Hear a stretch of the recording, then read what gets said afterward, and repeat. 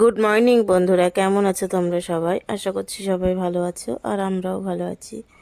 এই যে সকালবেলায় বাসি কাজ সেরে নিয়ে বাসি কাপড় ছেড়ে এখন এই যে রান্না করতে যাব। ও তার আগে এই যে বাসন কটা আমার মাজা হয়নি, বাসন কটা আমি পরে মাজবো।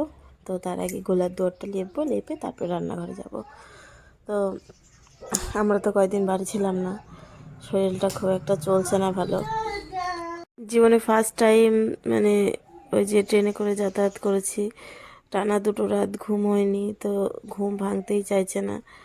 কালকে তো ঘুমই ভাঙিনি, তো আজকে অনেক কষ্ট করে উঠেছি সকালবেলায়। উঠে কাজ টাজ করে এই যে গায়ের মধ্যে তো সারাক্ষণ ট্রেন চলেই যাচ্ছে। জানি না কার কার এমন হয়, আমার তো হচ্ছে।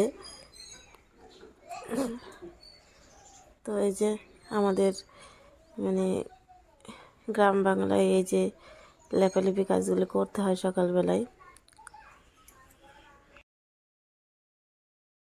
এখন এই যে এই ঘরে ফ্রিজ আছে, ফ্রিজের মধ্যে সবজি রেখেছিলাম, তো সবজি নিয়ে রান্নার জন্য প্রস্তুতি নেব। দেখি কি কি রান্না করা যায় আজকে। তো আছে সজনের ডাঁটা, আর এর মধ্যে উচ্ছে আছে, গাজর, বরবটি এসব আছে।